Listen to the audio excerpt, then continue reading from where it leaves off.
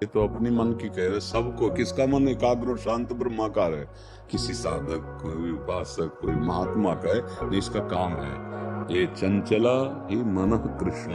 अर्जुन जी कह रहे ना भगवान से, ये बहुत चंचल है, एक क्षण में बंबई कलकत्ता, मतलब इससे बढ़कर कोई रफ्तार वाला है ही नहीं। वायु को भी समय लगता है, जैसे यहाँ से वायु प्रवाहित हो तो बंबई पहुंचे, ये 1 सेकंड में पहुंच जाएगा। बहुत चंचल, न चाहते हुए भी गंदी बातें मन बार बार लाता है। बिल्कुल चिंता नहीं करनी, हमारी बात समझो। यदि हम नाम जप कर रहे हैं तो हमारे मन की गंदगी नष्ट की जा रही। निर्मल मन जन सो मोहि पावा, मोहि कपट छल छिद्र न भावा।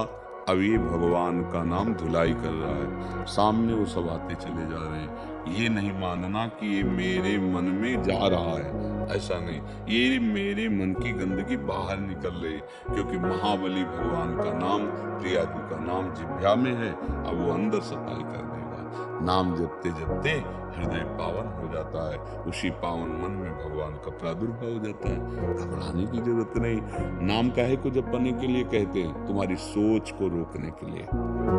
जो तुम ग्लानि में, चिंता में, नाना प्रकार के भविष्य की कल्पनाओं में जल रहे हो, उसी के लिए तो सत्संग कर रहे हो। क्या आप समझो, तुम्हारे आगे की चिंता से कुछ नहीं बनने वाला, पीछे जो हो गया तुम्हारी चिंता से मिटने वाला नहीं। तो वर्तमान का समय क्यों बर्बाद कर रहे हो? राधा राधा राधा राधा, ये तुम्हारा भविष्य भी ठीक करेगा।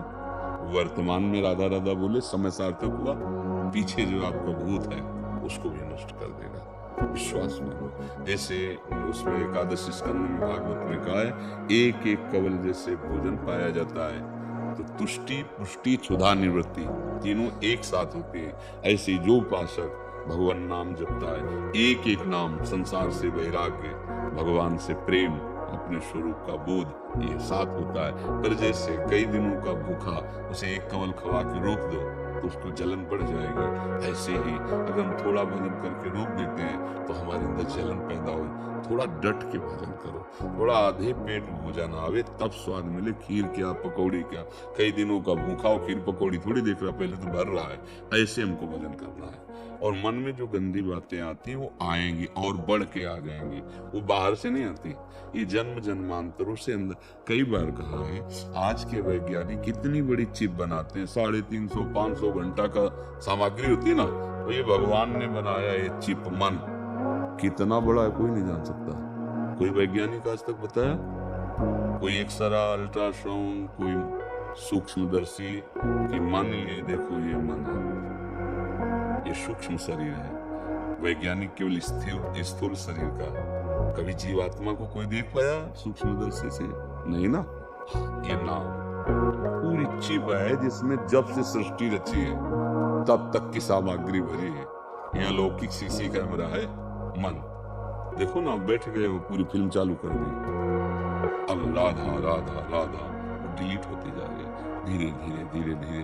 तभी पतंजलि जी महाराज बहुत सिद्ध योगी हुए हैं, उनका दीर्घ काल निरंतर सत्कार सेवितो दृढ़ भूमि, बहुत लंबे समय तक आदर के साथ यदि निरंतर नाम जप किया जाए तो सब पापों का नाश करके हृदय में दृढ़ भूमि अर्थात भगवत प्रीति प्रकट कर दे। अब अपने लोग 2-4 नाम जप के फिर देखते हैं कि समस्या का समाधान हुआ कि नहीं हुआ। अगर उसी समय किसी प्रारब्धवशात परिवार के किसी की आयु पूरी हो गई, चला गया, तो श्रद्धा खत्म हो जाएगी। भैया हो कहाँ तुम? अमर लोक में हो क्या? मृत्यु लोक में हो? कितनी आयु तुम्हें पता है क्या? नहीं पता। जब जिसका नंबर आएगा जाना पड़ेगा, जो कर्म का भोग भोगना पड़ेगा। कमाई कर लो, इस समय बैठ के रोने का समय नहीं कि हाय ये हो गया वो हो गया। आगे बढ़ो, बहादुर की तरह आगे बढ़ो और ऐसी कमाई करो कि फिर कभी इनके लिए रोना ना पड़े। भोगों के लिए चिंताएं, दुख, अशांति, कोई भी सुखी नहीं है। बिना हरि शरणम के कुछ भी कर लो, कोई भी हो, तुम्हें शांति नहीं मिलेगी। तुम्हारी चिंता, तुम्हारा भय दूर नहीं होगा।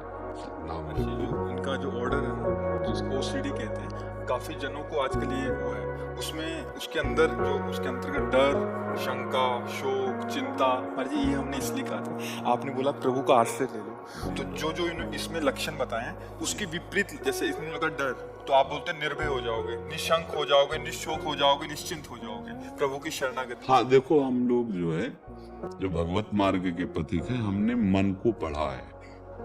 हम कोई डिग्री तो बाहरी प्राप्त नहीं की, जैसे PhD और डिग्री आपको दिखाएं।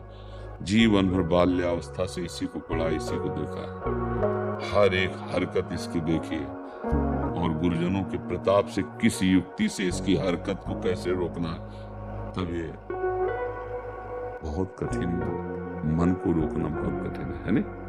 हाँ, देखो आप तो स्वस्थ हैं, फिर भी डिस्टर्ब है। इसका मतलब जो करना चाहिए वो नहीं कर पा रहे, जो नहीं करना चाहिए वो कर रहे, इसीलिए डिस्टर्ब। इसकी दवा भगवान है।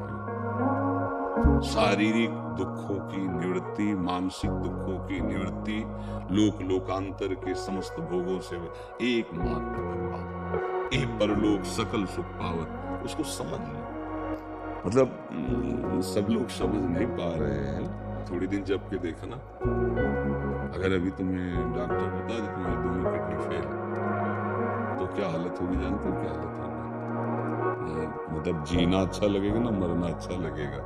हम भगवान के अंश हैं, भगवान के मार्ग, केवल ये थोड़ी के प्रवचन कर रहे हैं, बातें बना रहे हैं। सही अगर तुम्हें स्वस्थ होना है, एक उपाय है, भगवान की शरण हो जाओ, नाम जप करो, बुरे आचरण त्याग दो, भोजन अच्छा सात्विक भगवान को अर्पित। अभी कुछ दिनों में शांति मिलने लगेगी। दवाइयों से अगर बहुत बिगड़ा तो थोड़ा सहयोग ले लीजिए, डॉक्टरों के पास जाके सहयोग ले लो, क्योंकि तुम्हारी मानसिकता है ना। नहीं तो सच्ची कहते हैं, अगर हमारा चिंतन ठीक हो जाए और हमारा शरीर कष्ट में, तो कोई परवाह नहीं। देखो दवाइयों के द्वारा जब मन को चेतना शून्य कर दिया जाता है, तो अंग प्रत्यंग में शल्य क्रिया होती है ना, ऑपरेशन, क्या फर्क पड़ता है? अगर यही मन आनंद में बेसुध हो जाए, प्रभु के चिंतन में, तो शरीर में क्या फर्क पड़ता है? पर ये बातें लोकवत समझ में नहीं आएगी, ये नहीं समझ, ये अध्यात्म है, ये है सत मार्ग। तो यहाँ जो कुछ भी है सब असत है। अब यहाँ जो कुछ भी करोगे उसकी असत ही है वृत्ति। हम आपको सबको बार बार ये कहते, भूल नहीं, बख्शेंगे नहीं कर्म। हाँ, जो न्यायाधीश है, हरि शरणो हरि, वो माँ की तरह कृपा करे, वो बख्श देंगे। अहम तो हम स्वरूपापेभ्यो मोक्षयिष्यामि। अब सत्य वचन सुनो, सत्य मार्ग में चलो, कोई परेशान, कष्ट में होते हुए भी हमें कष्ट नहीं है, तो ये कला क्यों नहीं सीख ले रहे? अभी पता चल जाए कैंसर हो गया, किडनी फेल हो गई, दिल तुम्हारा कमजोर हो गया, तो हालत क्या होगी आपकी? और ये सब होगा क्योंकि नासवान शरीर कोई ना कोई तो मृत्यु का कारण बनेगा। तो इतने बहादुर बन जाओ, पता चलना है कि इसको छीन लिया जाएगा तो पहले ही तो इससे राग खत्म कर दो। ए भैया ले जा, हरि शरणम राधा राधा राधा।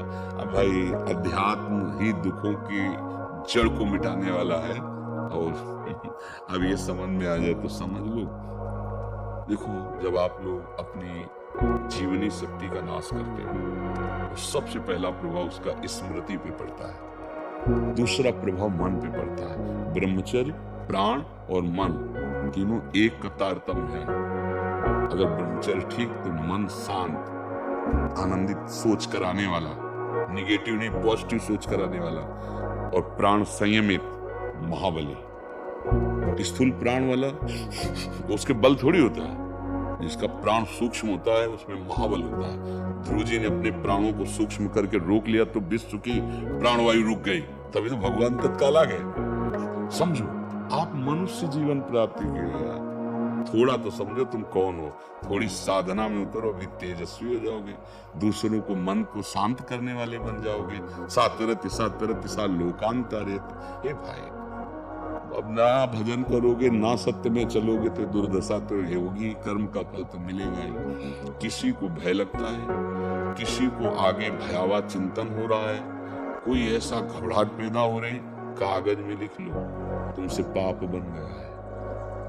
कोई ऐसा पाप बन गया जिसका दंड भी तुम्हें मिला नहीं, वो तुम्हें जलाएगा और भुगाएगा, वो भुगाएगा। कोई बात नहीं, प्यार किया है प्रभु से, इससे थोड़ी प्यार किया है शरीर से। हमारा शरीर स्वस्थ रहे तो तुम हमारे प्यारे नहीं, आग लगाओ, चाहे जितना कष्ट दो तो आपका ही नाम निकलेगा, आपके लिए। प्रेम तो बहुतों से करके देख लिया शरीरों से, एक बार नाम से प्रेम करके देखो, एक बार प्रियालाल से प्रेम करके देखो, अभी निहाल हो जाओगे। पर हम लोग, जैसा आपने कहा कि ये तो पहचान रहे प्रेम का नाटक करते हैं, पर असली प्रेम की तरफ नहीं पहुंच पाते। नहीं तो आप में ही है जिससे प्रेम करना। कितना भी कोई तुम प्रेमी बनाओ, आपसे दूर ही है। शरीर तो दूसरा है ना, आपके ही अंदर वो बैठा है, महाप्रेमी है।